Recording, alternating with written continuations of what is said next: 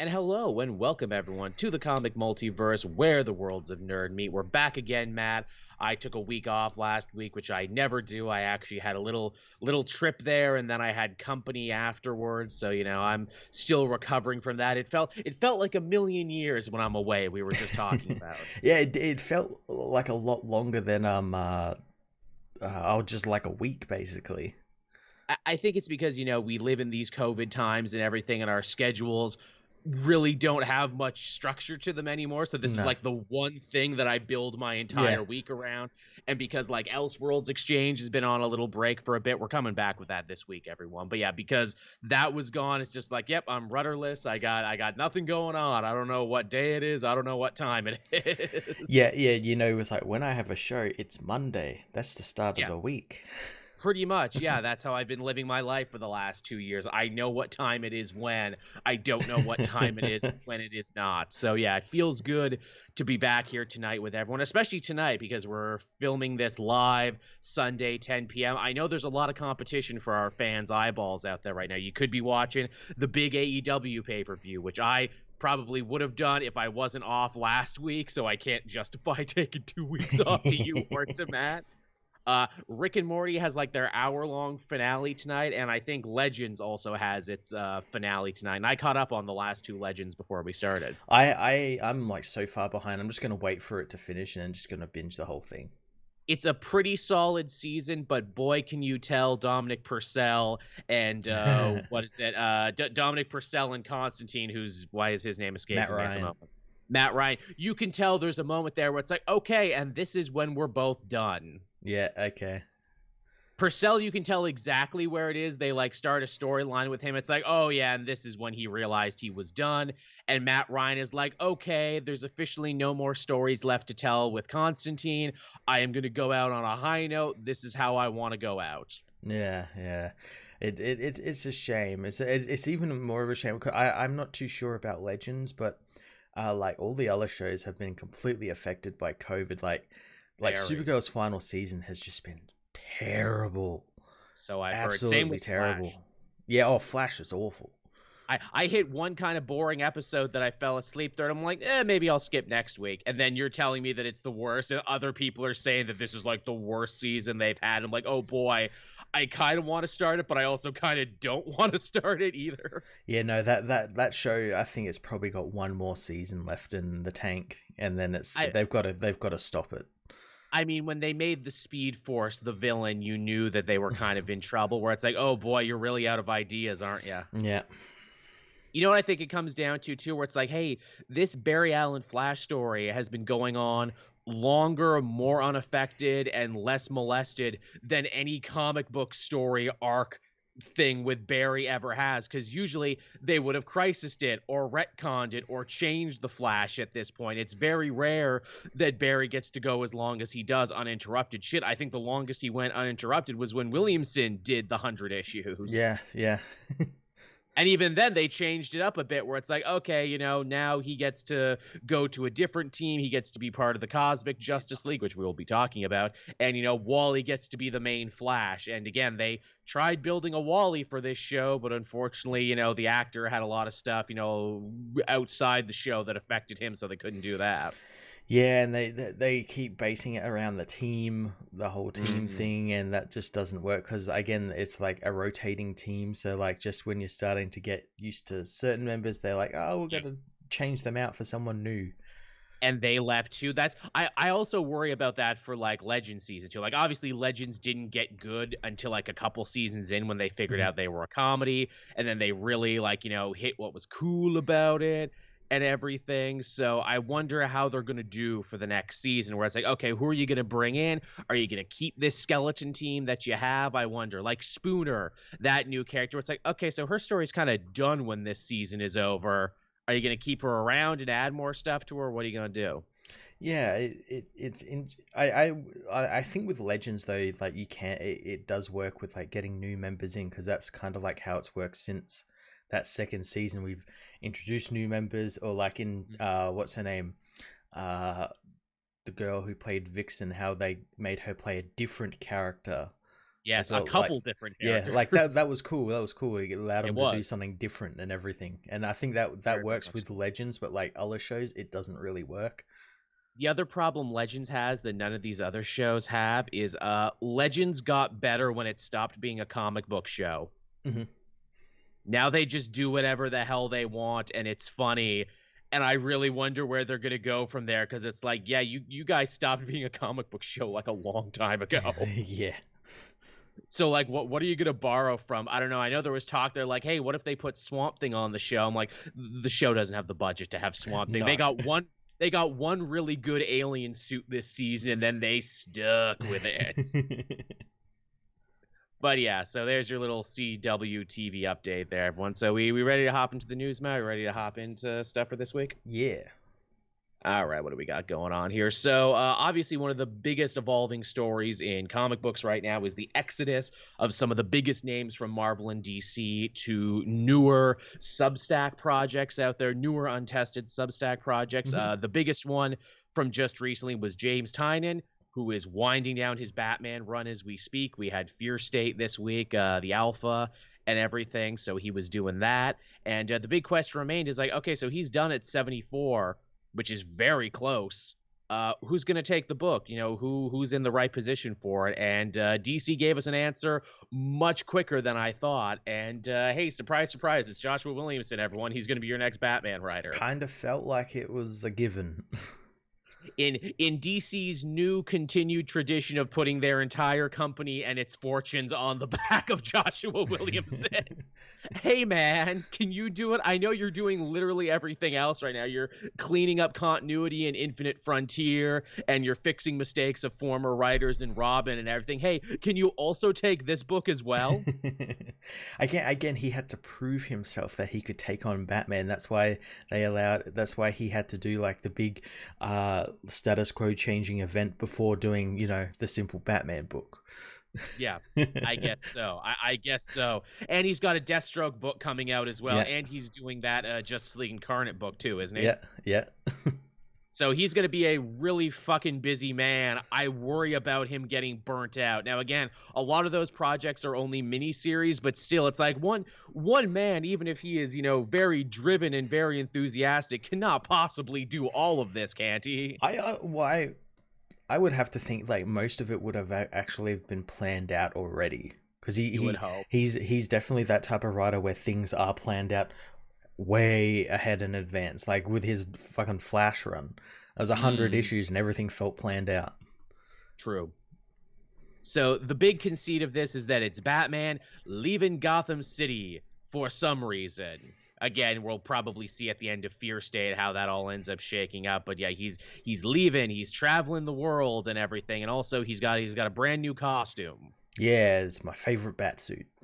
I like it. I like it a lot. I like the piping on it. It reminds me very much of Daredevil now. I like that it's what is he? We got the blue and the yellow with the symbol on it there. It's very nice. Yeah. Also, like him like leaving Gotham and everything. That this is like the future state. But it's like alternate. Instead of him getting killed, quote unquote, he just leaves Gotham, and then that allows Jace Fox to come in as Batman. I guess because we're already seeing that time has been changed and everything. I haven't kept up with that new Batman Jace Fox books, and I feel like I probably should. It had such a weird rollout, didn't it? From like, oh, we're going to introduce him to you in Future State, and then a digital book for his origin, and then a new ongoing book.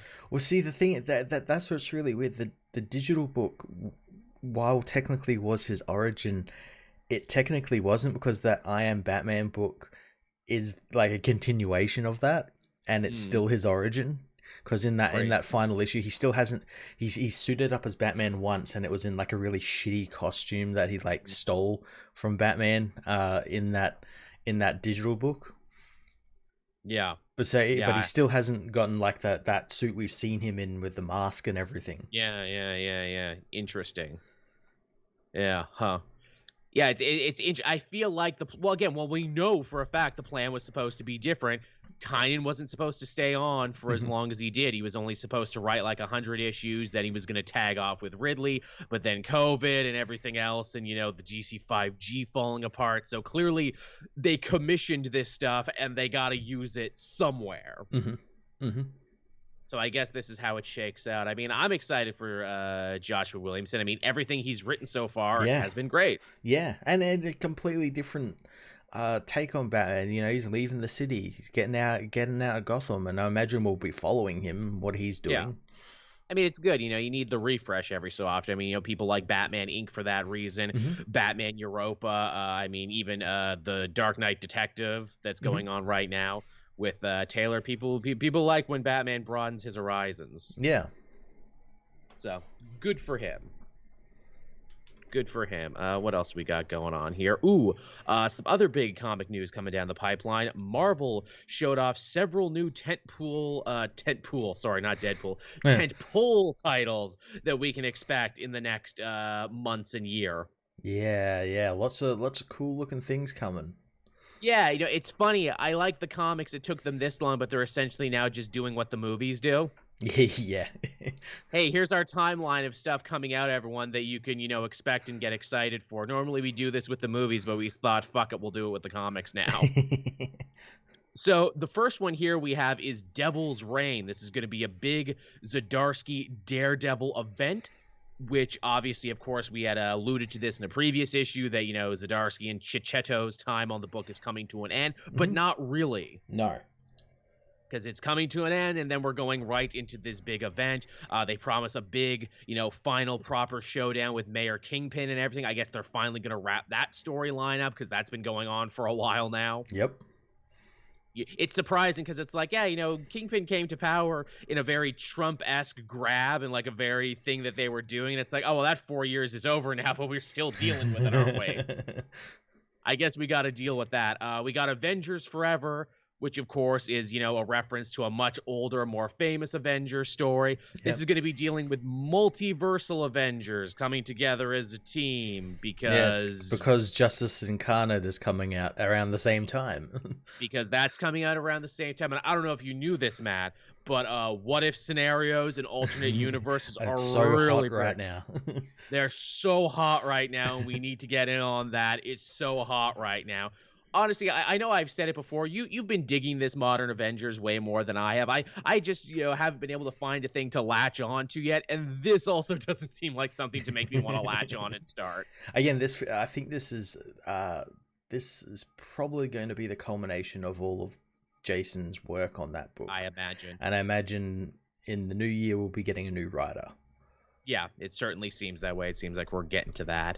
After that, we have something just called Marvel Timeless. Have they said what this is about yet? Because I know they gave like some word on some of the earlier ones, but not on these other ones. I'm not too sure, no. What do we think Marvel Timeless could be about? Something that's timeless. Timeless? Well, I mean, you know, is it a reference to timely publishing, which Marvel was before it was Marvel? Well, we do know that some of these events, or like I think this one might have been referenced with the Kang book that's happening right now. Like the Kang book's going to lead into these sorts of things. Yeah, you know what? You're probably 100% right. We got to reestablish Kang as a big time comic book villain. So let's have a Kang-centric event. Yeah. So that makes all the sense in the world. The chat is saying it's Kang. Yeah. Okay. Because I do remember hearing Kang referenced in relation to one of these events. Okay, so this is confirmed. Yeah. Oh, well, yeah, and it makes sense because it's got the purple outline around the yellow. So there you go. So definitely Kang. All right, I can dig it, I guess. I know, what is it, that first issue of that new series. I'm like, this is fine. You know, you either like Kang or you don't. Yeah. But, you know, maybe this new event will take him into some new and interesting directions. Who can be sure? Yeah. Now, the next one I find very interesting because apparently it's a dual event. It's, what is it, X Lives of Wolverine? Yeah, this logo is fucking AIDS. It's not good. I don't like it. Also, thank you, Ambitious Cosplay. It's meant to be the 10 Lives of Wolverine with the X, you know. But the thing is, they've doubled up on they've made it so that you can read it either way. It's like mirrored. So like when I first saw it, I thought it was like, wait, Wolverine of S.H.I.E.L.D. Wait, no, X of what the fuck's going on? I was also reading it wrong. I was also reading the part I wasn't supposed to read, and I thought I was stupid for not being able to get it. Yeah. The chat further telling us apparently Jed McKay is writing Timeless. Okay, that's, all right, you got me interested. Yeah. Maybe Moon Knight will beat up Kang this time. Moon Knight and Black Cat team up to beat up Kang. I'm on board with it. But yeah, so X Lives of Wolverine. I mean, the X-Men have been going from strength to strength recently. But boy, if you wanted to make people feel good and safe and content, being like, look, yeah. Hickman's not really here anymore, but that's fine. You know, we got the roadmap. We know where we're going. We promise that everything you like about the Krakoa era, you're going to like here. Okay, what's your next project then? Wolverine event. Well, not only that, but the way they touted it was really funny because I'm like, wow, this just sounds like every other Wolverine thing where it's like, he's going to be meeting like a Wolverine from the future. And I'm like, well, that's happened countless fucking times. Tell me about it. Yeah, this is like this is the worst choice you could have made, because I think what everyone will agree, what they love about the Krakoa era of X-Men and what Hickman did, is that they shared the spotlight with every mutant. Everyone got to be special in their own book. Everyone got to do their own thing, and Wolverine didn't steal anyone's spotlight. Now it kind of feels like, okay, let's, do the safe thing and put Wolverine in front of there. Again, don't get me wrong. Percy's been doing great stuff with Wolverine, both in X-Force and in his solo book. But here I'm just kind of like, I don't know about this. I'd love, if they hadn't already confirmed that it was actually going to be Logan, I would love if they never revealed, and it's like X Lives of Wolverine. It's like, but Laura's Wolverine at the moment, so it's about her. Oh, that's fun. That would be fun. That would be worth it. Yeah, that would be worth it just because it would piss so many people off. Oh, absolutely. Maybe we'll finally figure out what we're doing with Jimmy Hudson either in the Ultimate Universe. Oh, yeah. Jimmy, I'm here too. I also do things. Yeah, as B Black in the chat says, I'm surprised they managed to hold off this long without doing a Wolverine-centric event. Big agree. Yeah. They had a lot of restraint a minute ago. Maybe that was like a mandate for Hickman. He's like, no mutant gets like special treatment. Yeah, absolutely. But I mean, it could be good. Like I said, they've gone from strength to strength right now. This will probably make a ton of money because it's Wolverine. Yeah. Their big poster boy. We also got a new She-Hulk series that they're teasing. It's back to the old font and everything. And hey, probably just in time for her new TV show. Absolutely. Hey, everyone, we got a new show we're promoting. You know how we forget She-Hulk for years at a time? Well, we're remembering her now. Which I guess this also means that Jason Aaron will probably have to figure out some way to return her to her status quo. Yeah, I imagine they will probably at the end of this World War She-Hulk storyline. Sure seems that way, like they're moving in that direction.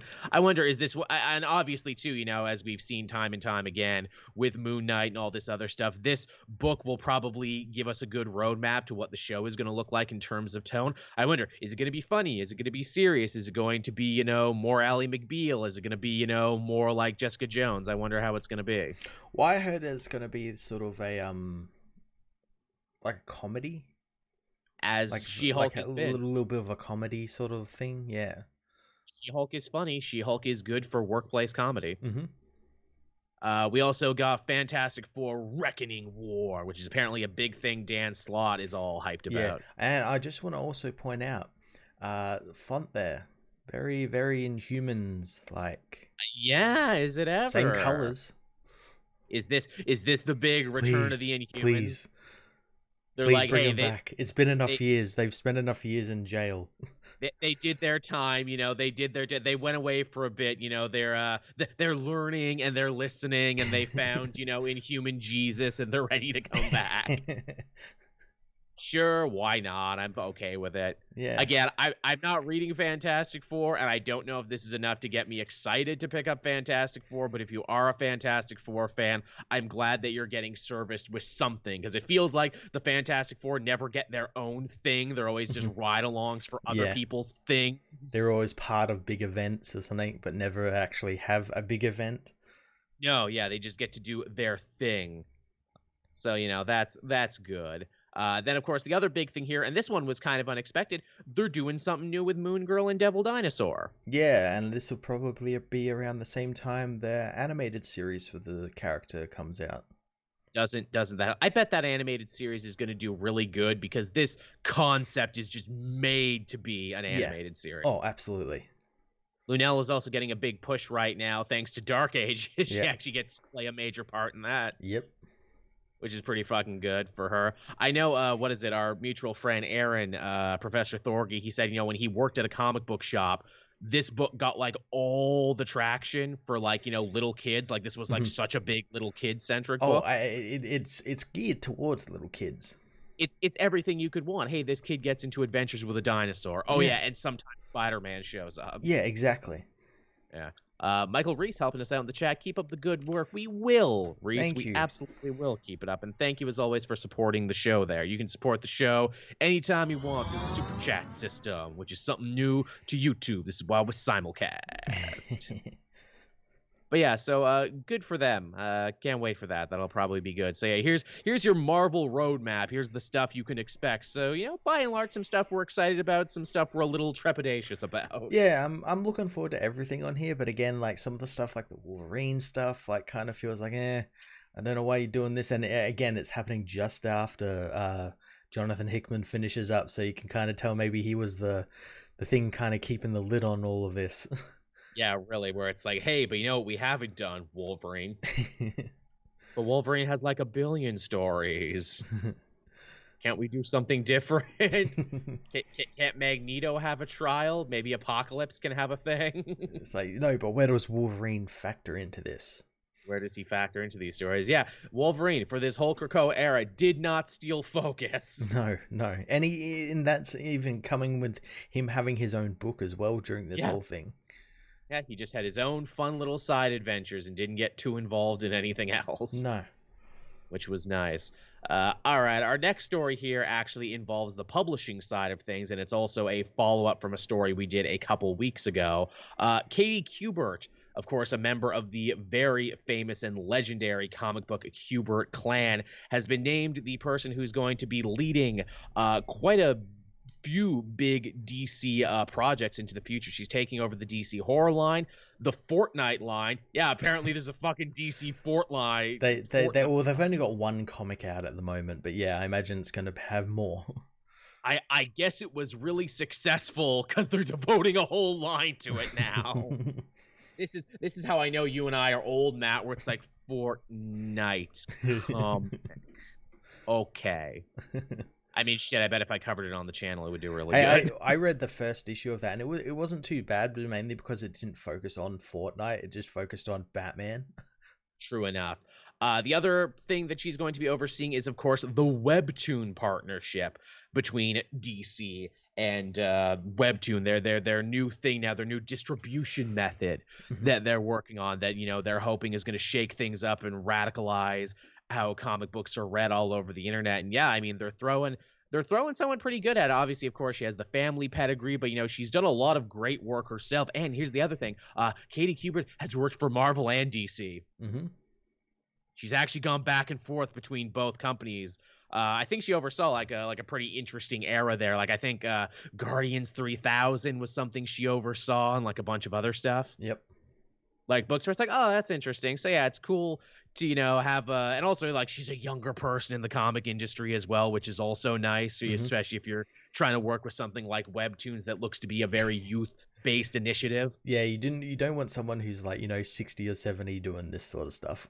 Yeah, exactly. They'd be like me. Well, it looks like a lot of anime on there. Looks like a lot of boys' love story. I don't know about this. I don't know about this deal. I'm trying to think who's like the oldest man in comics who they could put on here. Who's like the oldest man at DC right now? I don't know. Put Jim Steranko on there. Oh, there you go. Jim Steranko in his turtleneck and his tailored suit. Don't understand it. And he's definitely real, not fake hair. Yes. Oh, God. Yes. His beautiful, beautiful coiffed mane. I was going to say like Jim Lee just because Jim Lee's been around the comic industry forever. But no, I think he would get it. Oh, yeah. No, he would. You would get it because like he's an art forward guy and everything, so he would like totally get it. And the chat says Dan DiDio. Yes, they bring Dan DiDio back just for this. That's his punishment. Look, Dan, you get to come back to the company, but you have to oversee the cutesy anime division. And he's like, I'll do it, but Nightwing doesn't get to come. But he's our cutest animeist boy, Dan. I know. I get so happy depriving you all. Cameron in the chat says Rob Liefeld. Yes, Rob Liefeld gets this job overseeing webtoons, but he mostly just spends his time, telling revisionist history about Deadpool. I was about to say, yeah, no, he's too busy, like talking about how he created Deadpool and everything you love about Deadpool. Rob. Also, thank you, Pat Senior, always appreciate it. It's like, Rob, you know most of us were alive back then, right? Like there's internet accounts of this. It's not like when like Stan Lee can make shit up that happened in the 60s and it's like, oh, I wasn't alive, so I don't know. Thank you, Lance, for the subscription. Hey, that's my favorite thing about it, where it's like, obviously, lots of like comic people embellish stories years later, but it's like, dude, we have other accounts, Rob. We have the receipts. Yeah, we have the receipts. We know this isn't true. And then too, it's like, does he actually think he's fooling anyone, or it's like, no, you know what? He's fooled himself. He's told himself this story so many times he actually believes it. Oh, that's just sad now. Now, from comics and publishing to video games, there was a big video game conference just recently. Matt, wasn't there? There was, yeah. Gamescom, yeah. Gamescom, which actually had probably more actual releases and more actual stuff to talk about than E3, which was nice. Yeah. Though it did further remind me that I don't fucking own a next-gen console yet and still probably won't for a while. Did you see they had the thing there where it's like, oh, hey, so we got some of the new PS5s from Japan without that chip that was so hard to find and slowing it down? And they're like, yeah, it actually runs worse now. It doesn't actually run worse. It gives off more heat. Yeah, or it's like negligible heat. It's like a 5-degree difference. Right. Which the only thing I could think is like, goddamn, this means scalpers are going to be jacking up the prices even harder on eBay now, being like, oh, it's the original series that's not as hot. And just my fucking blood boils a little bit more.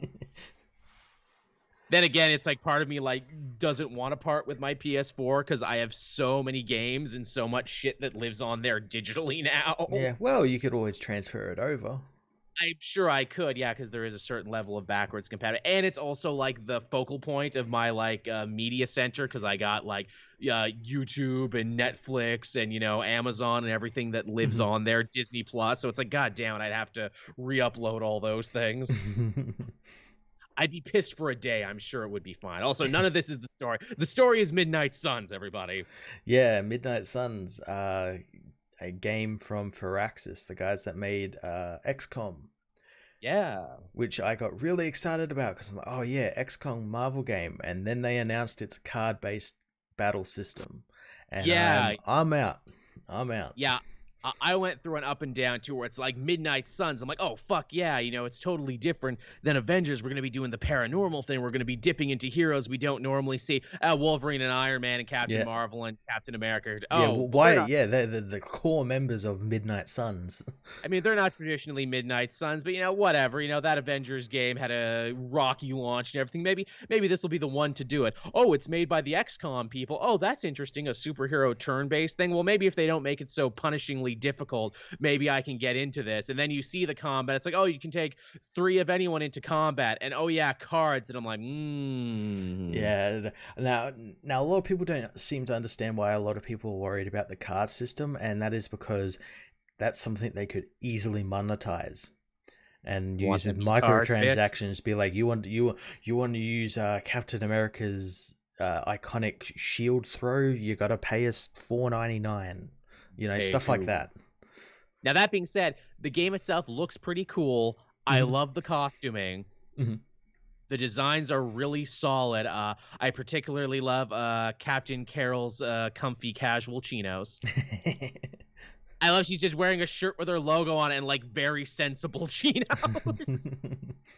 I'm like, is this Office Carol? Was the deal? I like that you get to hang out. What is it when you're not doing missions and it's like Persona where it's like, ooh, I gotta, raise my level with Wolverine so he'll help me in battle. The one thing I was hoping for, and it doesn't look like you can do it, is like in the latest XCOM, in XCOM 2, they had like an amazing like character customization system where you could like customize everything about the character, and I really wish you could do that in this. They did mention there's like different costumes and stuff, but I'm like, yeah, but I want to like change everything.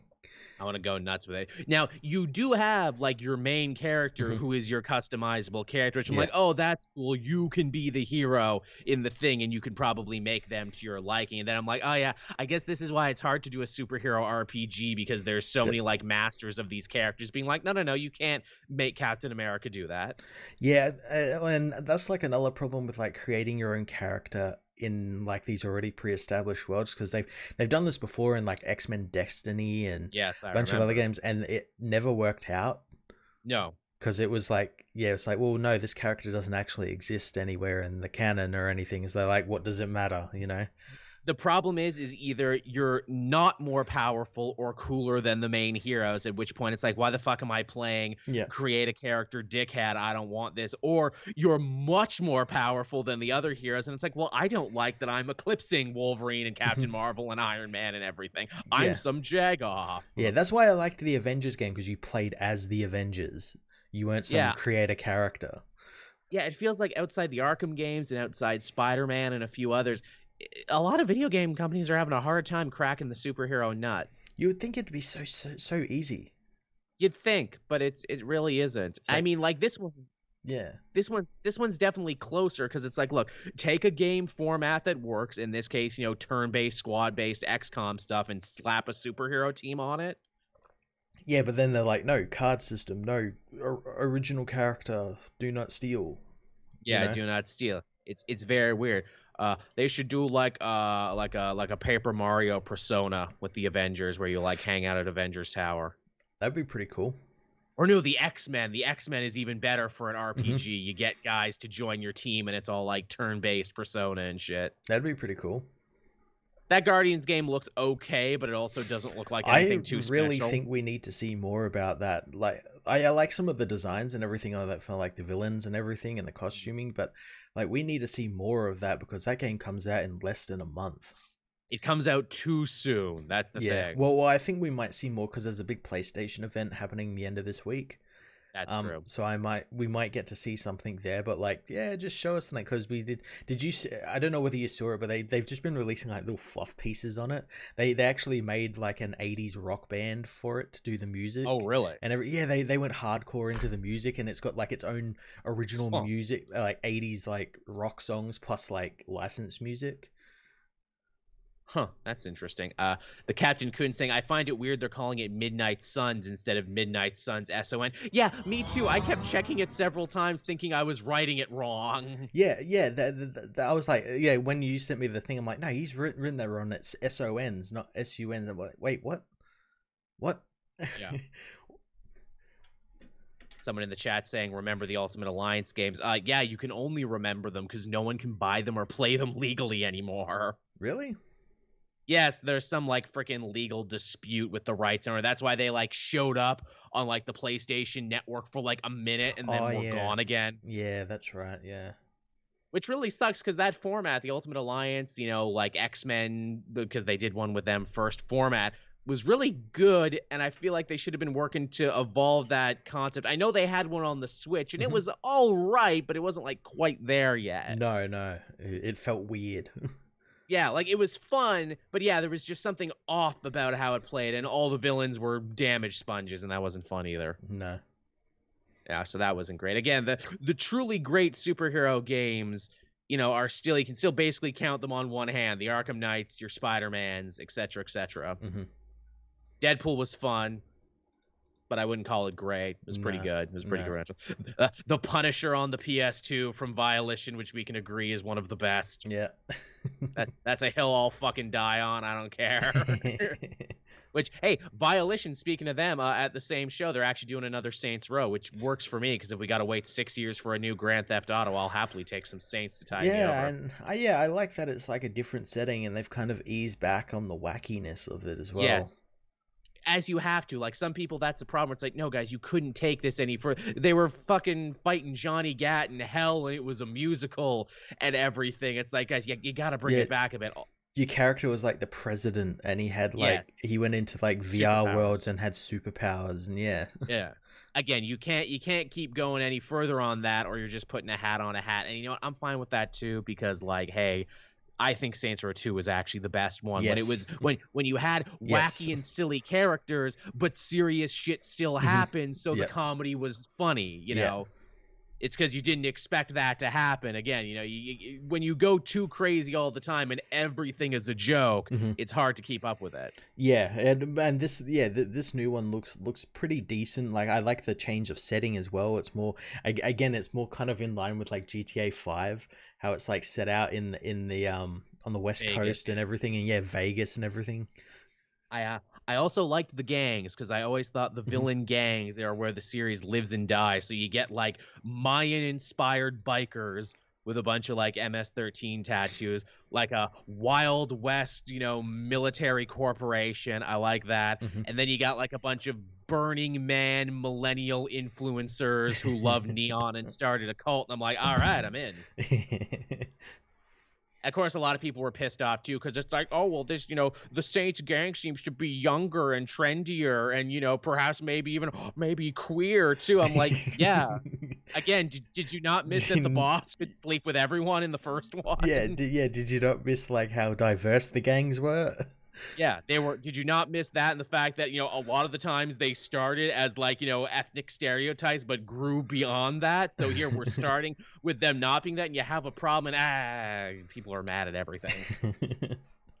But yeah, I'm excited for that. I'm excited to check that out. You hear GTA 5, they might be going back to Vice City again to recreate, you know, like we did Liberty, we did Los Santos, so we might do Vice City again. I hope so.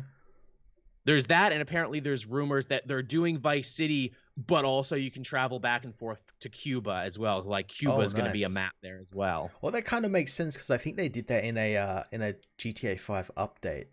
They like they like did like a where you have like a mission in like Cuba or like their version of Cuba or something. Yeah, the Capeo heist or whatever. Yeah, and that might have been like a dry run or something.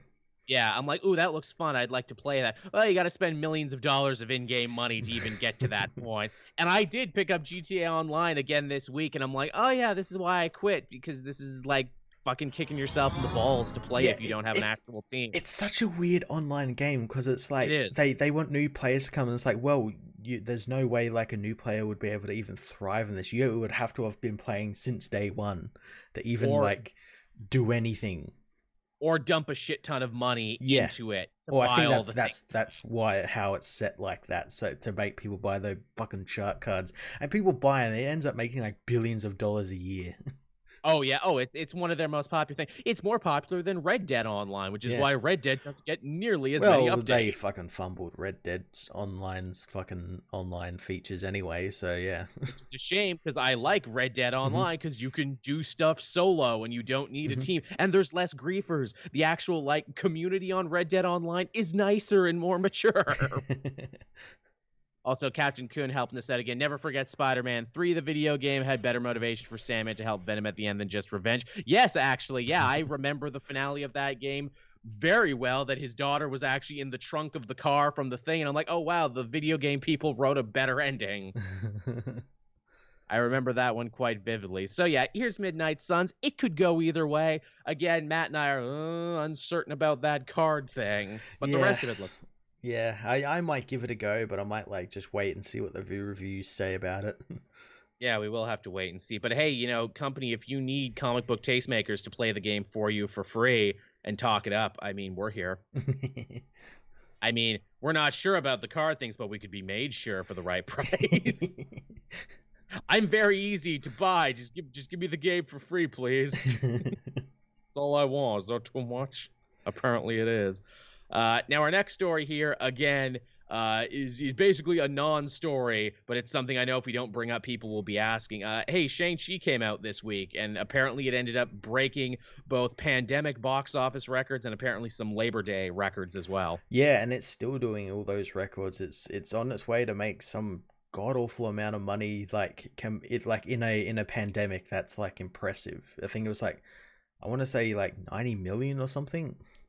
Yeah, pretty fucking impressive. Good for this movie. Good for Simu Liu. Again, Matt and I didn't get a chance to see it because we weren't ready to brave theaters yet. My family went to see it without me, so that was fun. Yeah, I'm probably going to be seeing it this coming weekend.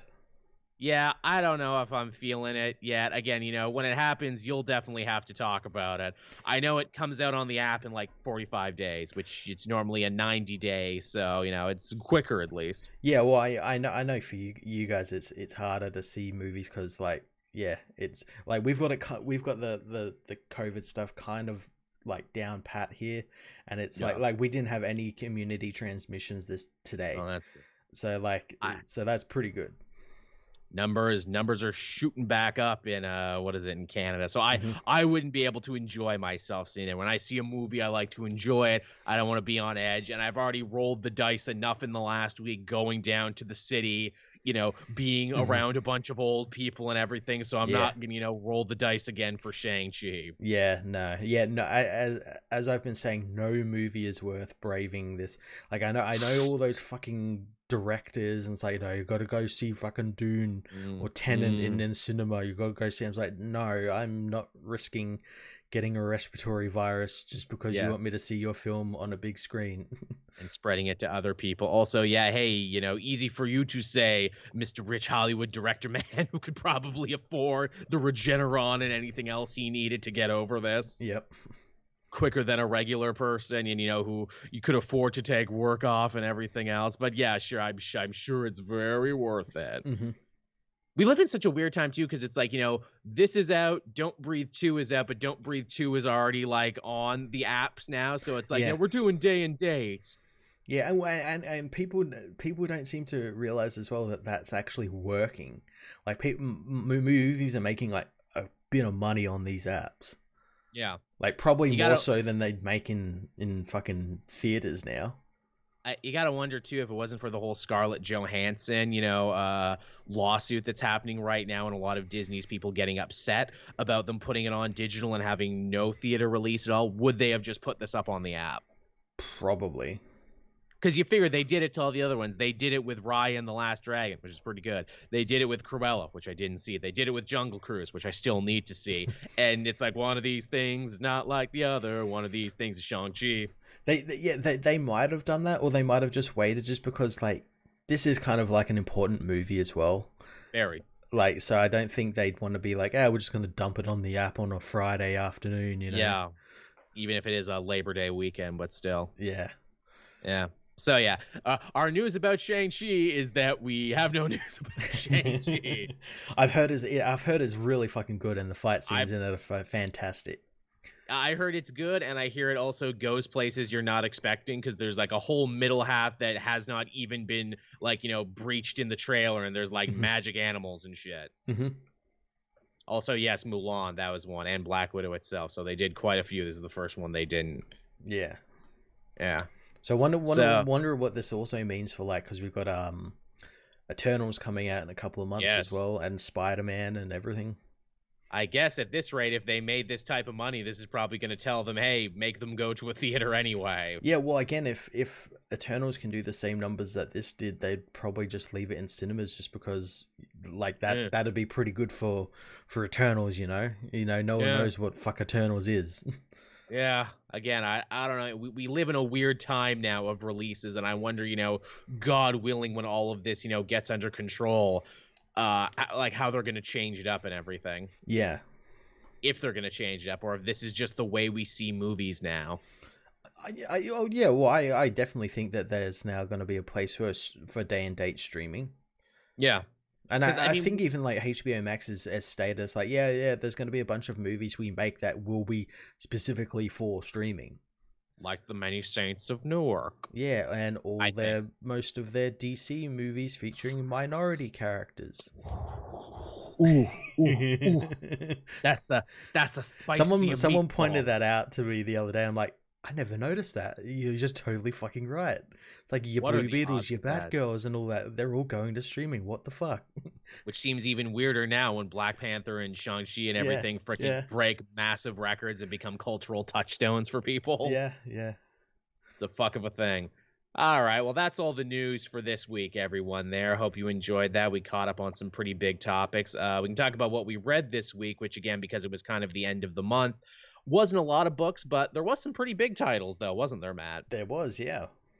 Where would you like to begin? Well, let's begin with Marvel's new event, Dark Ages. Yeah, wow. I know this one had a lot of eyes on it because it had like kind of a shaky release schedule. We heard it was in the works for a while. We're like, is it coming out? Is it not coming out? It did come out, and boy, howdy, did this one knock my socks off and absolutely destroy any other preconceived notion. This one fucking ruled. Yeah, it was so fucking good, wasn't it? What a strong first issue. Like, again, it's really hard to nail such a strong first issue, and this is like, okay, you've hooked me now, I'm all on board. Yeah, what was strange to me about it is like with Taylor's like other work in like this sort of realm where it's like alternate reality, DC universe, Marvel universe, like his events usually drip feed you like what's going on, like the premise of it basically over the first like 3 or 4 issues. Here we're just like giving it all in the first issue. It's true, yeah. This was like some really, really good world building right out of the gate. In many ways, this feels like a grand culmination of Taylor's other work where it's like, so I'm going to use the apocalypse as an excuse to show heroes being heroes and the better angels of humanity and everything. I'm also going to create my own original world where I can be free killing whoever I want. And yet he does it so masterfully in 22 pages. And oh yeah, I'm also going to shine the spotlight on characters that don't normally get it and show how cool they are. Again, he did this all in Deceased and everything with like having like the Unkillables, you know, John Constantine and Jason Todd and all these characters that like never really get anything in big events, you know. He did all that for them, and he's doing it here for Marvel as well.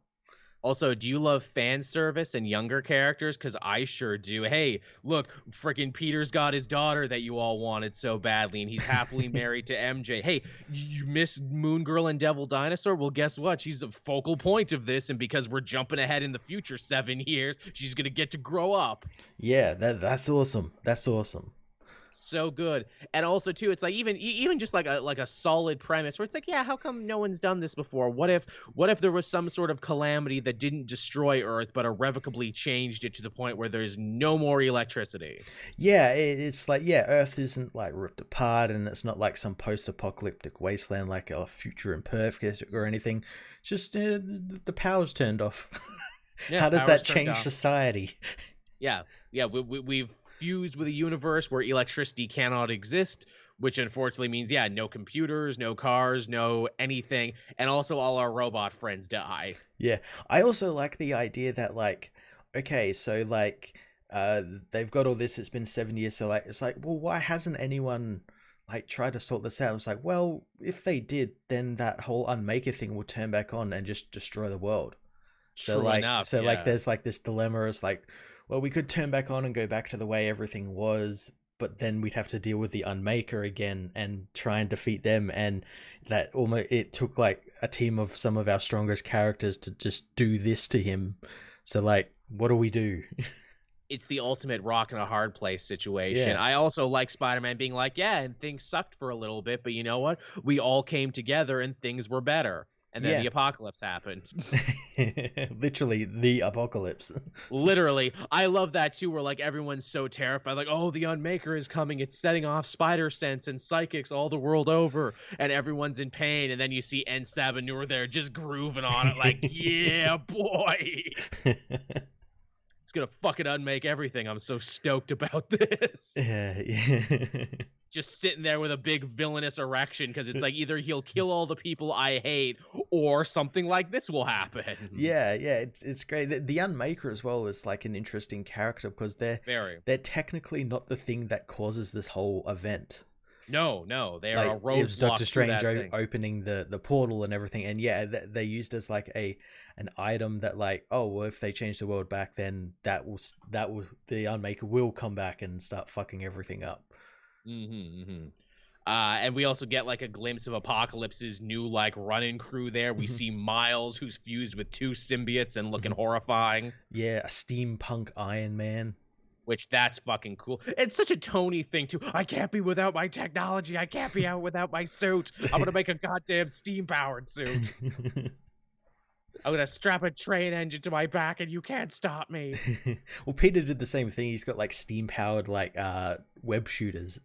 which is very cool. Yeah. We've seen some of the other costumes that are coming down the pipeline, and they look great. Yeah, they look all fantastic. All fantastic. And I can't wait to learn more about this world where it's like, okay, well, yeah, who's alive? Who's dead now? Who's, like, different? Does Doc Ock, can he still work his arms? Or do they not work anymore?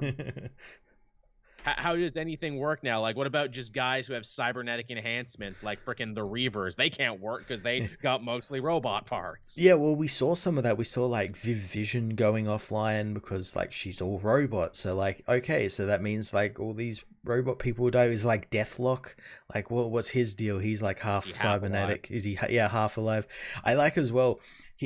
Taylor also, like, plants seeds, and, like, he did this in Deceased and everything, where it's like, oh, we got a page of, like, the Vision disappearing into the Unmaker, and it's like, he's gonna be coming back in the third act, and the fight's almost over, is almost won, and the Vision's gonna come back.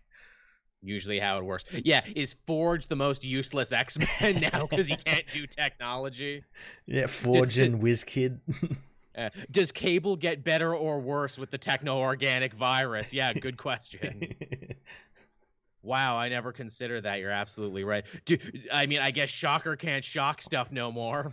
No. A lot of Spider-Man's villains, with their technology can't do shit no more. Yeah, what happens with characters who can, like, utilize electricity, like Electro? Yeah, like Electro, or like mutants who can, like, whose mutant gene allows them to use electricity. Are they dead? Do they not have powers? Is he just Matt Dillon? Tevye says, what about Nightcrawler? Well, you'll notice that Nightcrawler has no electricity-based power, so I think he's fine. Wherever he is, I'm sure he's fine, he's fine. I'm sure he's okay. In fact, I'm sure he's sitting on a beach drinking a little umbrella. See, they always need teleportation, so he's okay. And with no cars, he's going to be in high demand, all the teleporters you see. And people who can fly. Although I guess Falcon can't fly anymore, can he? Because his wings are robotic. Shit. Yeah, well, they might do something where he has, like, a wingsuit or something. I guess. It's fun, too. I really liked what Taylor did here because he did a great job using every bit of the Marvel Universe. So we got Avengers and X-Men and Fantastic Four and Runaways and everything all hanging out together, and Champions. And I'm like, oh, shit, he's got all the teams. Yeah, they're all there. And all there. What's interesting as well is this is a world where mutants don't have Krakoa. Yeah, they're just, mutants as we know them. Yeah. It's pretty solid. I'm all about this series. I can't wait for more. Again, goddamn, this is such a strong issue. Like, it's very rare that, like, you read an issue 1 and it's like, okay, this is already a hot contender for, like, top 10 of the year. Yeah, it makes me even more excited for his upcoming DC book, The Dark Knights of Steel, and, like, whether he does sort of the same thing there. Very much so. Yeah, just goddamn Tom Taylor at the height of his fucking power right now. He's so strong. No one could stop him. He's so strong at multiple companies. One company cannot hold him down. Tevye also asking about Ultron. Yeah, I'm guessing all synthezoids are offline, so for once you don't have to worry about Ultron. Yeah, Ultron, I imagine Annihilus, people like that, yeah. Yeah, all them robot guys. Yeah, Pimtron is useless because he's just half a guy now. Yeah, now that also asks the question: is it only Earth that's affected, or is, like, other races? Because they could like other races come to Earth to try and invade them, but then they arrive on Earth and their, like, fleets just fall out of the working. Yeah, just falls out of the sky. Yeah, that's a hell of a thing. Yeah, you're absolutely right. Because you figure, well, there's a lot of spacefaring teams. What's stopping the Guardians? Or the Starjammers from coming to help them. It's like, oh yeah, that. Because their shit would instantly stop working as soon as they landed. Is there, like, a DMZ barrier? Yeah, like the Nova Corps is just like, can't come here no more. Yeah, your shit stopped working. Yeah, Earth is it's the like Alabama the Bermuda of the Triangle of space. Oh yeah, don't even stop for gas there. Yeah. Lichlord Chris, something just broke. Yes, in the background, the windows are open. That's a problem for future Joel, not now, Joel. Just someone breaking into your house. Yeah, I'm just being home invaded. Well, I live on the second floor, so, if they really wanted to break in here, I have to respect their hustle. I really do. Man, I have such a fucked up recurring nightmare because I sleep with my window open and like the blinds like move at night, and I've got like thick, heavy blackout curtains so I can sleep during the day because I'm that kind of guy. And I swear at least once or twice a week I will wake up having a horrible nightmare thinking the grim specter of death is hanging over. I'm like, no, it's just my curtains. COVID like, has come. Someone's coming through the window to get me. No, it's just my curtains. It's just my curtains. That's all it is. So you're going to be lowered into a false sense of security. So when death does come, and that's the problem. Yeah. See, I'm just gonna think it's my curtains. The one time I shouldn't think it's my curtains. But yeah, Dark Age totally fucking kicks ass. It's really good. If you haven't read it, you really should. Mm-hmm. It's just that good. So where we want to go after that, Matt? Well, DC had their big event as well. They had the penultimate issue of Infinite Frontier. Yeah, man, this thing is moving at such a pace. Yeah, again, it's penultimate issue already. And they do a lot in this issue of Infinite Frontier, don't they? They certainly do. They tie together so many different plot lines together. And also, hey, we get to pat ourselves on the back because we were totally correct about something. Extract absolutely is a Cameron Chase from another Earth. Yeah. It was funny, like, just before a review, I was like, oh, it's going to be Cameron Chase. I'm like, hey, that's so obvious. Why, why wasn't I through the whole issues, like, being like, hey, that's Cameron Chase, stop fucking around with it? But I wasn't. Yeah, absolutely. That's totally what it is. And although it gets a little bit more interesting because this Cameron Chase claims to be the original Cameron Chase from Earth 2, and the one we've been following has actually been a fake. Yeah, and that's not Earth 2 New 52 Earth 2. That's Earth 2 original 1985, the original Earth 2 that Flash crossed over with. Which gets a shit ton of love in this issue because Mr. Bones, who on Planet Omega, they start screwing with, characters' very beings, and he becomes the old Mr. Bones from Earth 2 with the cape and everything. It's funny. It's all, this has almost become like Earth 2's revenge story. It really is. And it makes it, and they're completely justified in it because they're like, and again, all the multiverse is completely justified, and it's just like whenever there's a crisis event, it's always Earth Zero that fucking gets the good deal, while every other Earth is like destroyed or erased from history and everything, and it fucking sucks. And it's like, yeah, I kind of sympathize with these villains. It's true. I mean, that was Psycho Pirate's whole like raison d'etre and the way he was able to recruit everyone into Injustice League Incarnate. I'm like, honestly, he makes a really good point. Yeah, and I like the idea as well. It's like Darkseid, he's not like an evil scheming villain in this. He's like nigh a god basically because he's all versions of Darkseid in one. But but I like that he's offering like a protection racket for basically, these. But he's like, if you like be with join me and like give me your power and everything. Whenever there's another crisis, I'll protect you from Earth Zero. I will keep you safe. Which as far as villainous plans go, it's certainly different. I like it. Yeah.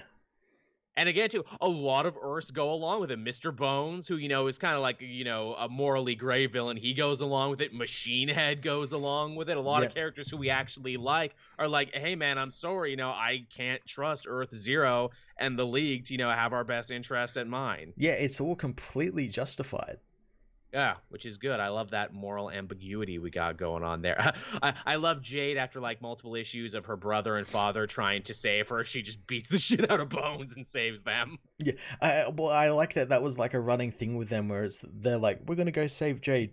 We know she doesn't actually need saving, but we're gonna go look for her anyway because she's our daughter and sister and everything. So yeah, that's great. And also, hey, because she reformed Infinity Inc. and Mr. Bones was an Infinity Inc. villain back in the day. Yep. So that's actually super cool that they brought that together and, tied that all up in a pretty bow. Ooh, Calvin Ellis gets an amazing moment where he breaks through, like, the chains of Omega Earth, and it's like Superman 233 from 71. Yeah, exactly the same. It's so good. It's so good. Such a great image. I'm like, ooh, the artist and writer knew what they were doing here. This is super sick awesome. And we also discover what Calvin Ellis is weak against in this issue. Yeah. It's not kryptonite, not like you think. No, not the type of kryptonite like you think. No, it's Meta Knight, which I'm like, oh, that's funny, because obviously, Ellis is a Morrison creation, and Morrison always loves working with metatext in their stories. So the only thing that can hurt their Meta Knight. Superman is literally metatextual stuff. Oh no, it hurts. But yeah, just so much fun there. Roy finally gets to have his big badass hero moment there. And die. That, and die, kinda. Yeah, it's a whole thing there for him where it's like, look, I desperately wanted to save my daughter, and I thought she was here, and now that I know that she's not here, I can finally cut loose because this is the sacrifice that I'm willing to make. And it's really cool. And also, he gets a name there. Apparently, yes, he is the Omega Lantern. Yeah, and his symbol turns into like the dark side Omega symbol. Which, what is it? Pirate already had. Yeah. Which is funny, too, because I know a lot of people are like, wait, didn't we already have an Omega Lantern in one of the Green Lantern books? Yeah, probably, but it's not that kind of Omega. It's Omega as an Omega Sanction. That was an Omega Man, Omega Lantern. Yes, it's what that one was. It's a little different. But yeah, I like that it's like, yeah, his ring works differently because it's from a different Earth. Yeah. And it's apparently also the same lantern ring that Batman used to bring people back from the dead at the end of Death Metal. So we're still But it's also not a lantern ring. It's something else. We're not told exactly what it is, but it's something else, something older than that. Wonder what that's going to be. Yeah. Probably something from Earth 2. Probably. Because hasn't everything been Or so something far? from the original Crisis. Or something from that, because we're tying it all together. Yeah. So yeah, it's been really good. It's been really solid. And yeah, we got one more issue to see where it all goes. Yeah, one more issue. Well, we know it goes into that Justice Incarnate book. Yeah, I guess so, right? It doesn't have to end. We just go from one series to another. Yeah. Yeah. Real solid stuff. What else did we have this week, Matt, that you wanted to talk about? I had 3 more. What'd you have? I guess I can talk about Spider-Man. So we had the finale of Sinister War, the series, but not the finale of Sinister War, the storyline. Yeah, okay. So again, Spider-Man gets beaten up in a graveyard some more. Yep, okay. Which has literally been the last 3 issues of this 4-issue series. Yeah. And he's like, oh no, what am I gonna do? Freaking, Sin Eater, he's on me with a shotgun. Oh, I know, I'll gum up his shotgun, so he blows himself up. And I'm like, really? It was just that easy? Didn't he do that before? No, he didn't actually. I'm like, really? You had that trick in your back pocket and you're only using it now? I always felt like he did that in the when Sin Eater was gunned for him during the Kindred event. I'm sure. Maybe he did. Maybe Sin Eater just didn't learn. Yeah, maybe he did and I forgot about it. You could be right. You could possibly be right. But yeah, so that's a whole thing. And it's like, oh no, I got to get away from these guys, away from the public, even though I'm in an empty graveyard. And there's no one from the public around. I got to get away. Oh no, Moreland has got me now, and he's, drinking my soul as he is wont to do. How am I going to get out of this one? Boomerang sacrifices himself to save Spider-Man. Oh, okay. Even though they had really only had one conversation before this, this is where the story needed to go, though, because Boomerang betrayed him several arcs back, so he needed to redeem himself here. And so he just kind of does it without a lot of fanfare or build-up. Oh, okay. And it all just happens really, really quickly, too, because he dies, which means the superior foes are like, fuck Kindred and fuck these other guys. We're going to fight them. And also Beetle ends up joining her old team, too, even though she hated Boomerang as well. She put that all aside because, they all really loved Fred, so they actually back Spider-Man up. But it doesn't matter because it's Doc Ock who actually saves the day. Okay. Because Doc Ock's like, fuck working with Kindred, this is all bullshit. I was sure to take Black Ant's helmet and tune it to take control of all centipedes, which I did, but I didn't do it because, I like you, Spider-Man, or because I'm a good guy. I did it for me. Of course. Haha, I'm also mad at you because now I won't get the information that I wanted, that had something to do with the end of my series, but whatever. Who remembers? And then Doctor Strange and Mephisto are still playing a casino game in hell, and apparently their casino game was representing the fight, or the fight was representing the casino game, and Doctor Strange won this game because all the Sinister Sixes were defeated, but Mephisto's like, don't worry, he's going to lose the next hand, though, ha ha ha.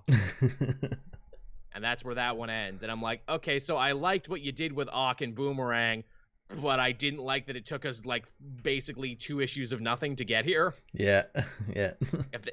And also too the fact that it's like, oh, Spider-Man's gonna fight 6 different versions of the Sinister Six. Yeah, ultimately that had nothing to do with the fight with Kindred at all. That was just something else.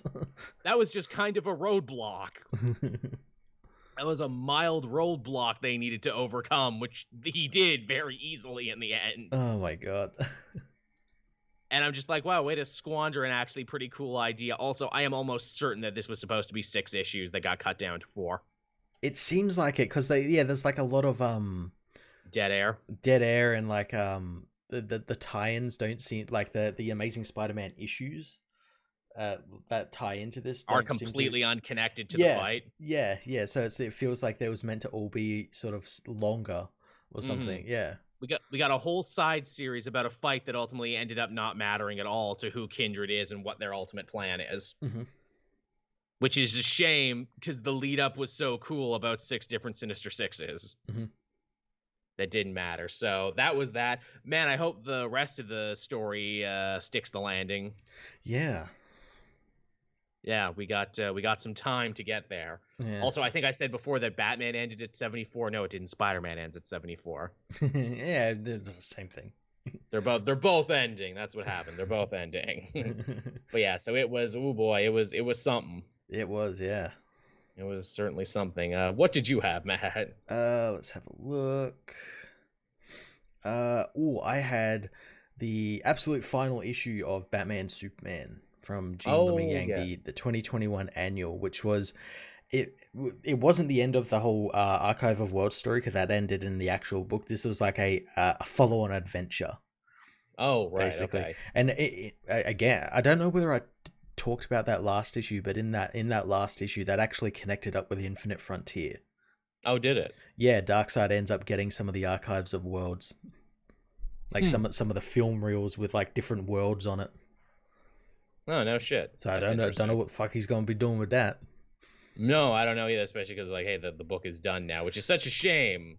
Yeah, especially, but like it went out on a high on this issue, because this issue, holy shit, was so fucking good.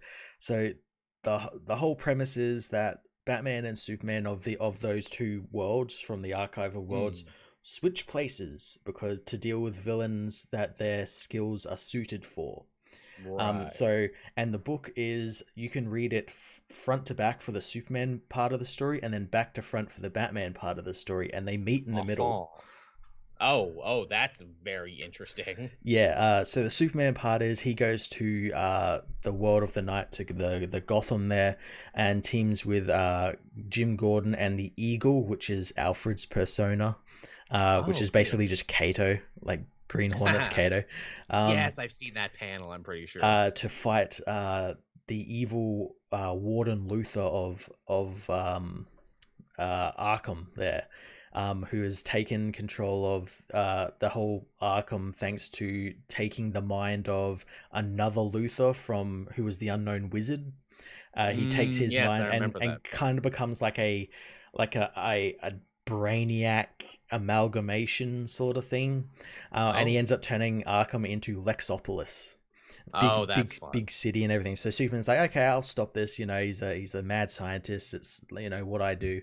And he ends up getting defeated like almost straight away, because Lex is able to control the minds of all like the villains. So like Poison Ivy, Two-Face, who is Harvey Dent and Metallo. So like one half of him is like Metallo, the other half is Harvey Dent. That's pretty clever. A Man-Bat who can turn into Man-Bats. Multiple. So Superman ends up getting wiped out from that, and he ends up getting rescued by Spider Lady, which was this world's Lois Lane. And yes, I the Lois Lane that he falls in love with, and that ends up being sort of his driving force. Is like he wanted to come to this world because he knew he would see that Lois again. But as we find out that the device he's using, which is an Omni battery, which Superman is familiar with because his world had one before, thanks to Martha Wayne. He finds that battery has been changed here and is actually powered by Rudy Jones, the parasite. Oh, yes, that's right. Yeah, and they find out that his family are there, and he got taken to Arkham and like experimented on and everything, and that's how he became the parasite. But Superman ends up taking his family to see him and like convincing Rudy to turn into a good guy and fight Lex. And yeah, they end up fighting Lex, and that part of the issue ends with Lois being taken to the Fortress of the Night, which is a Fortress of Solitude Batcave hybrid that this Batman and Superman have made in a reality between their realities. So it's kind of like the House of Heroes. Oh, that's smart. Yeah, and they end up going there, and then the story ends with them hearing Batman and Robin coming, and that's when and then you flip it over and read the Batman side, and he's gone to Superman's world to fight Martha Wayne and Bizarro Two-Face, who is the Bruce Wayne of Superman's world, who got turned into he took too much venom. Yeah, he turned into like a half Bizarro, half Bruce. So instead of like the Two-Face and Harvey, it's Bruce and Two-Face and Bizarro, sorry. So like he speaks backwards sometimes, but then speaks like Bruce sometimes. That's funny. Very, very cool. So he ends up fighting him, and like he realizes that it's like Father's Day, and it's like, oh, because it's like the opposite. He goes and breaks his mother out of jail, and he thinks that he's going to kill Martha for what he did to him, but then because it's the opposite, he was never going to kill him. And then Bruce introduces him to that coin, and being like, okay, we'll use this coin. If it lands on the X, you kill her. If it doesn't, you don't kill her. But he like tricks him and like, because it's the opposite, when he says he's going to kill him, is not going to kill him because it's the opposite. And with the coin, he's able to trick him and like take him back to prison and everything.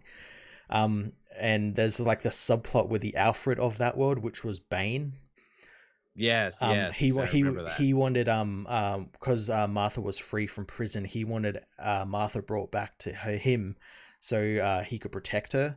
But because Batman and Robin didn't do that, he gets angry and seeks revenge on them. And we find out he's upgraded his serum, and when he activates it, he turns into Doomsday.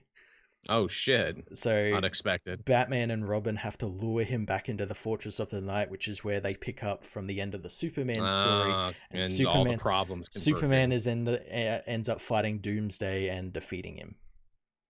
That's fun. Yeah, wow. It's nice to know that story had a big ending there, considering they cut it so short. I know. Again, like, this wasn't even really the ending to it. This was just like an adventure. This is what we could do more of. Let's do more of this sort of stuff. I know we like theorized before. Do you think the reason they cut this, Batman Superman series so short is because they want the book to become something else? Maybe John and Jace as the new Batman Superman? That's what I think as well. But also, it's like, if they did that, like, I feel like Gene, like, I know he's not the type of writer to half-ass it, but like if he learned that, he could have easily gone like, this ain't going anywhere. I'm just fuck it, stopgap arc, fuck it. Yeah. But there was like so much like effort and everything put into this, and creativity and everything, and it's, like, makes me feel like, we're gonna get to see more of this, and with the Infinite Frontier connection. Yeah. I hope this gets a good collection, because I feel like this story is evergreen enough and free from so much continuity, except for the Infinite Frontier thing, that you could probably sell it as its own graphic novel. Yeah, no, well, like, he basically created his own DC universe with this sort of stuff. Multiple. You just be like, okay, we've got a Batman and Superman here who are like the 1940 versions of the characters, and they team up every now and then with El Diablo and Alana Strange and all these weird and wonderful versions of like the main continuity. Yeah, crazy thing. Well, I'm glad you liked it there, and I'm glad that it ended there. It took the wind out of my sails when I knew it was canceled. Yeah. At least they got to finish the story. At least it wasn't just like ended abruptly. Yeah, and now we're done. Yeah. Well, that's good. Again, one Batman story deserves another. I had Batman Fear State Alpha #1 this week as well. Yes.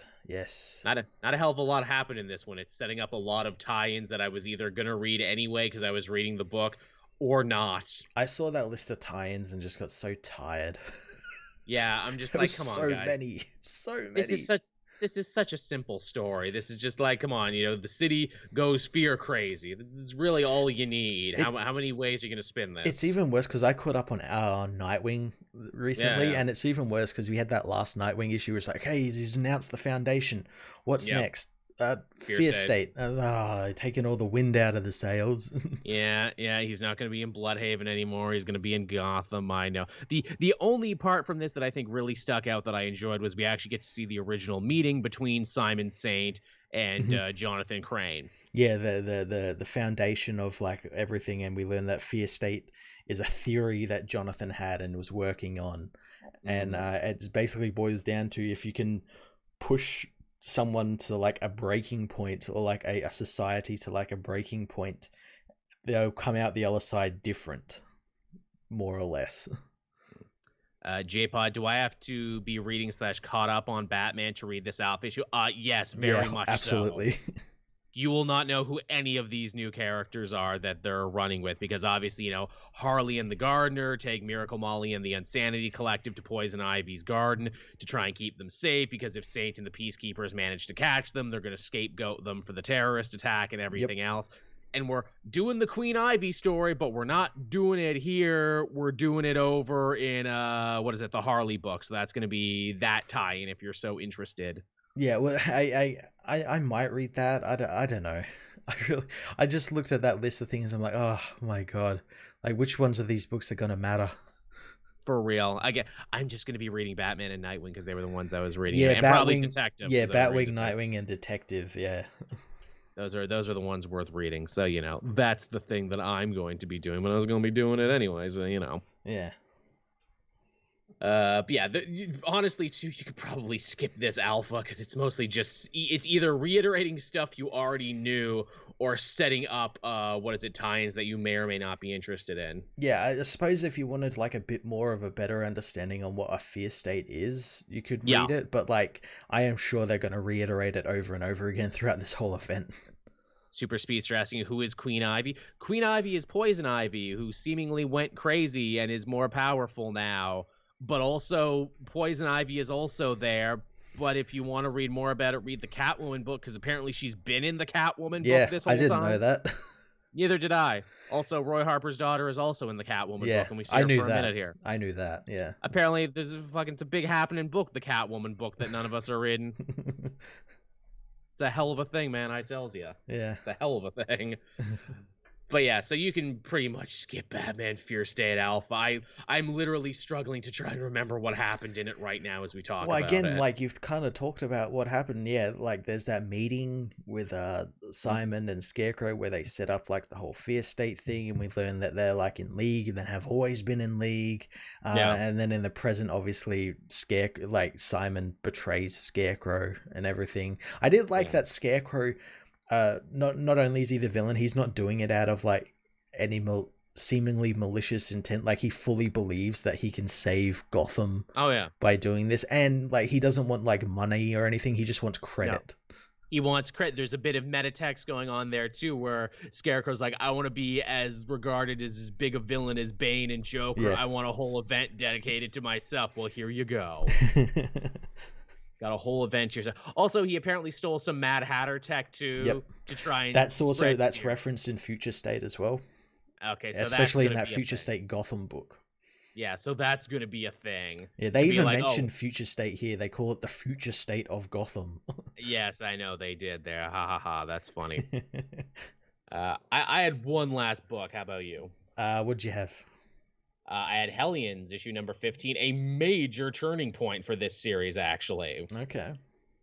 So, for those who weren't keeping up with the book, remember in X of Swords when Mr. Sinister sent a clone of himself to go to Erico to lead a mission that ended up going disastrously wrong, but it was really just a cover for him to steal genetic information? Yep. Well, Tarn the Uncaring, the villain from that story, who was like a sadist and cloner and basically the Erico mutant's answer to Sinister. Yep. He came back and he's like, "Hey, where's my DNA, jerk? Give it back." Storm says, "I can't kill you because she's technically Queen of Erico right now, but fuck you. I'm doing it anyway, and I'm going to murder the shit out of you and your team." And also, the other Sinister is working for him now. He managed to turn him. But Sinister's not having that. He manages to get his clone back on his side by saying, "Look, I got a secret project you're going to positively love. I'm working on the Chimera mutants." Ooh. from Hawks and Pox, look, tell you what, betray him and come work for me. So they totally betray the Hellions team and leave them behind to get murdered by Tarn and his people. And the worst part is that, Psylocke tries to make a deal with Tarn, being like, look, I can tell you where he's going, just don't kill me and my team. And Grey Crow, who's had a major crush on her the whole time, is like, wait, you know where he's going. Well, what's happening? So she has to be like, look, me and him have actually been screwing you guys over this whole time. You never defeated Arcade in Murder World. You never did any of this other stuff. We just tricked you into believing it to cover our path. Sorry. You guys never won. You're never really a team. It's been nothing but failures. And Grey Crow goes fucking nuts, and he gets like the biggest 90th gun, and he starts killing all the Locust Vials. Just going crazy. This is his big moment there. And apparently these guys are way scarier when they're dying, because like one of them, the big gross baby one, is going to explode and take the entire universe with him. Oh, awesome. Yeah, so Tarn has to get out of there, and they're like, good, Tarn is gone. Finally, we Hellions can kick the shit out of Mr. Sinister. And he's like, no, wait, you can't do it because I'm holding, like, what is it, the brain backup of Psylocke's daughter hostage. And unlike the other ones in Krakoa, there's only one, and if you kill me, I'll delete it. But also, too, don't worry, because here's my finished Chimera mutant. It's a Mr. Sinister with all of Tarn's power. Oh, that's awesome. So Sinister made himself the first Chimera mutant, and he made himself a god. Of course he did. Of course.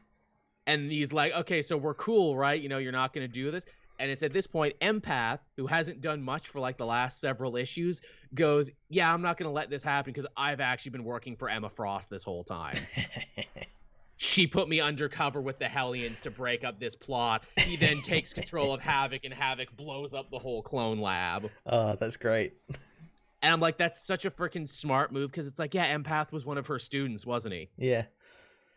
This also begs the question, is Emma Frost like the biggest hero in Krakoa? Because she's stopping Beast from war crime, and she's stopping Sinister from making Chimera mutants. She's like freeing slaves and like feeding the poor in Madripoor in her own book. I think she's like, it's really funny because she's like the only one who's like genuinely doing good things. Yeah, trying to check everyone else's bullshit. Yeah. Which is ironic, because it's like, wasn't she like an amoral villainess before? Yeah. Yeah, but the promise of Krakoa actually made her better. She's actually living the dream that Xavier wanted them to do, where it's like, no, if we all come together on an island and forgive each other our sins, we'll see, the better angels, and we'll see them do better. She's the only one who's actually doing it. Yeah, yeah. And I guess Apocalypse a little bit, but he was being pretty self-serving there, wasn't he? Yeah, yeah. Because it was about his wife and his children and all this other stuff. Mm-hmm. You didn't really think about everyone else. Yeah, I really didn't think that Emma would be the one true hero of the Krakoa era. And like, I keep waiting for her to break bad too. Where it's like, yeah, but what are you really after? What's your end game here, Frost? For real. Oh, and as ChemDog says, Empath was an original Hellion. Yes, he was actually. Yep. Which is super funny, so it's like an extra thing where it's like, this was never your team. But yeah, so Hellions continues to be great and super funny, and honestly, I don't know what the book is going to be after this, because this is them bringing to fruition many storylines that they've been dealing with since like issue 1. Maybe it'll start finishing up and maybe end. Maybe like, this feels like it could be a finale. It really does. Yeah. And I hope it does change after this, because if they just do another, everyone died and had their memories reset, that would be kind of bullshit. Yeah. That would be like, it would be really unfortunate because they got so close. Yeah, exactly. But yeah, that was Hellions. Hellions was really good. Awesome. The last book I had was Cable Reloaded, issue 1. Oh, yes. The return of Old Man Cable in The Last Annihilation. Yeah, well, this technically isn't his return, because he returned at the end of that Cable run, where he was brought back because they needed to defeat Strife, I think. Oh, it's always Strife. And they needed the older Cable because he had more experience and everything. So the younger Cable sacrificed himself to allow Xavier to bring the older Cable back.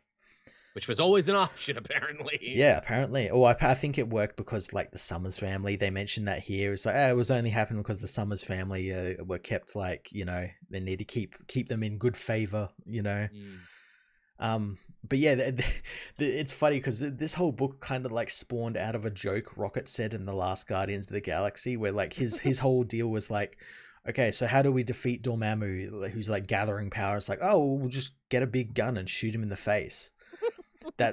That's literally the entire issue.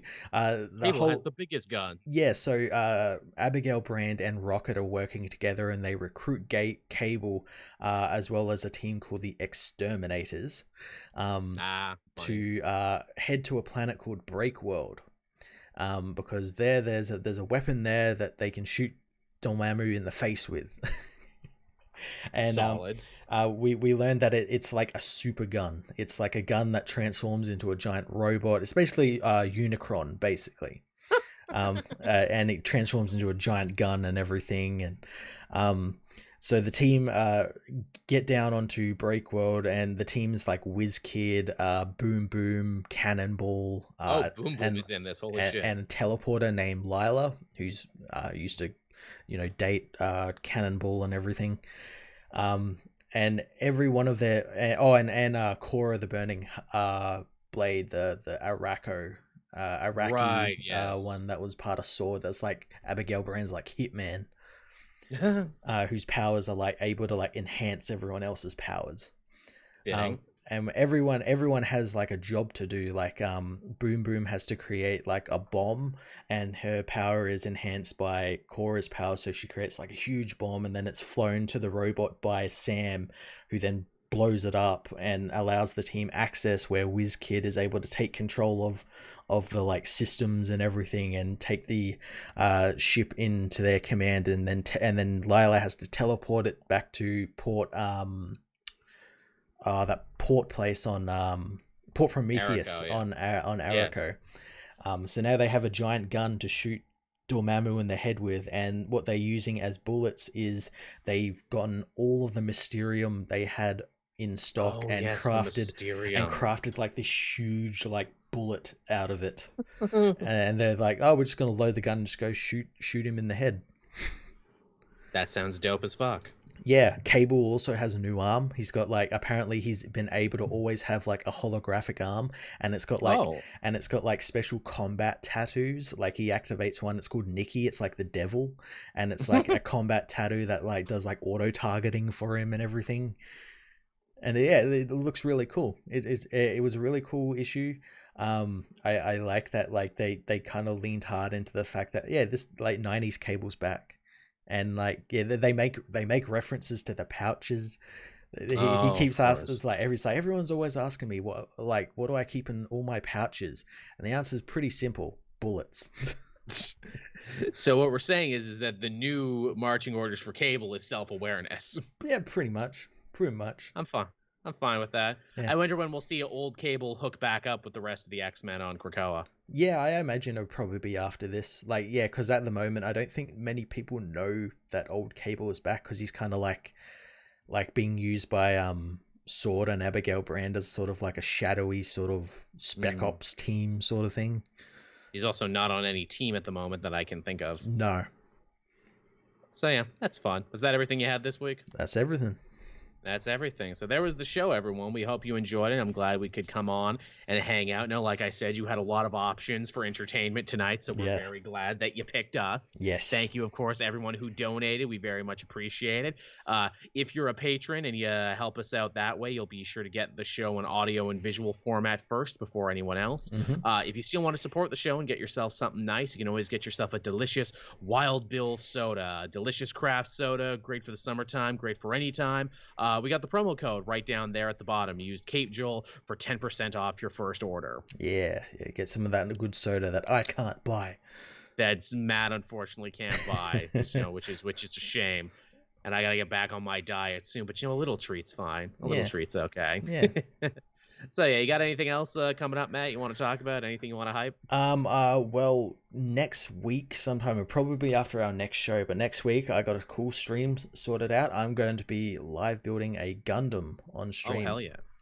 I got all my setup. I've got a Gundam selected. It's a pretty simple one, simple classic one to build. It should be able to get done in one stream, but keep an eye out for that. I haven't got an exact date for it, but it'll probably be like a Wednesday, Thursday night stream. I still got to finish my Gundam. I built the whole torso and the head, and then I'm like, this is good. And then I just kind of stopped. Well, I needed the table space because you need a big table space to do it. Because you got 100 parts and sharp knives and everything there. Yeah, I got to get back to that. I was enjoying it. It was definitely fun. Yeah, it's good. Yeah, and I thought, yeah, maybe like a stream will be quite fun, getting to build that on stream, showing people how it's done. Yeah, I think that'll be very educational. I think a lot of people would really like that. Yeah. See what all the buzz is about. Yeah.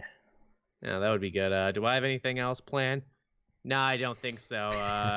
I'm currently writing the next Capes and Crooks. Thank you, everyone who shows up for that. That's a lot of fun. I want to try and get everyone back together for that the next time we stream. So you'll probably see that in the next couple weeks or months or whatever.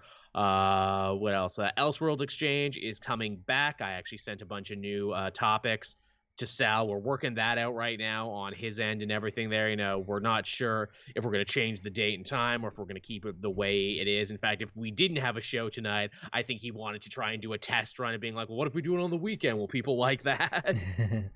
we've got big issue 250 next week. Oh, holy shit, we do. Should we do something special for 250? I feel like we should. Yeah. I mean, if you see Shang-Chi, you can talk about Shang-Chi. Oh, I mean, we can wait until we both see that. Tell you what, in the comment section down below, what's something we should do for 250 that is also easy? Because I don't want to work hard. Yeah, can we, I know, watch old cartoons or something? Or something, I know, right? Again, I talked about that commentary group there, Razzle, on YouTube. I think they have actually found an amazing way to skirt the YouTube copyright claim. How's that? IP system. Basically, they get like they pretty much set up the screen like how you set up the podcast with them talking and everything in the movie over here in a smaller thing. And sometimes they'll show movie clips, but only for a few seconds. And then they'll do like big reaction, like close-ups of people's faces when they're talking about stuff. Okay. And I'm like, damn, that's actually pretty smart. God, I wish I knew this. And they don't show the whole movie either. They like cut it down to like the funniest 30 minutes. And then you can watch like the whole version up on their Patreon. Okay. And I'm like, damn, that's smart. Yeah. That's pretty damn smart is what that is. I can't believe these damn children figured this out before we did. You got me. You got it. Well, I know there's heaps of cartoons that are in public domain that we can look at. True enough. We should look into that. We should look into what's in the public domain. Although I think we'd have to do it on Twitch only, which is that whole Amazon like stream like thing they do. Yeah, that's enough. We'll look into that. Later. Yeah, see, some people know who Razzle is because that's, again, they're doing good because obviously they're going into my feed and I don't look for that kind of stuff. So there it is. Mm-hmm. Tevye saying, do the Snyder Cut commentary. Yeah, I don't have 4 hours. Yeah, I ain't watching that film again. I want to do stuff. I don't have 4 hours. Yes, we did talk about Williamson Batman. It was the first thing we talked about, in fact, Amar. Yeah. So you can check that out when the show comes out Wednesday, 8 a.m. or Patreon if you're already a patron. Mm-hmm. So until then, everyone, I've been Joel. I'm Matt.